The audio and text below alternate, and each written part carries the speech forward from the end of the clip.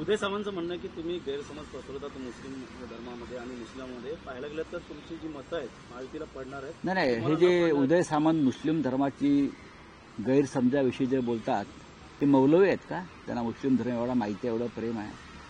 हां, ते मौलवी आहेत का मुल्ला आहेत? कोण आहेत ते? कोणी कोणाविषयी गैरसमज पसरवत नाही. मुस्लिमांच्या संपत्तीचं व्यापारीकरण करण्यासाठी हे विधेयक आलेलं आहे आणि हे त्यांनाही माहिती आहे. त्यातल्या काही जमिनी भविष्यात सामंतांच्या घरात गेला तरी मला आश्चर्य वाटणार नाही. म्हणजे मंत्र्यांच्या, सामंत हे प्रतीक आहे.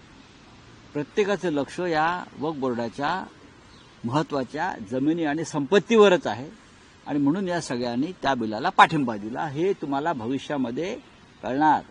अमित शहांच्या भाषणामध्ये हे वारंवार आलेलं आहे, आम्ही जमिनी विकू. त्याला घटनेचा आधारच नाही जमिनी विकण्याला. अशा प्रकारे जमिनी विकू असं ते म्हणतायत. की कोणासाठी जमिनी विकू, कोण घेणार? चर्चा देखील जमिनीवरती आता काय डोळा आहे का? आरएसएसच्या मुखपत्रामध्ये देखील ऑर्गनायझरने तो लेख मागे घेतला. त्यांचं म्हणणं की जुना लेख होता. जुना लेख असला तरी ते पोटात होतं ते ओठावर आलं ना. मुस्लिमांच्या जमिनी ताब्यात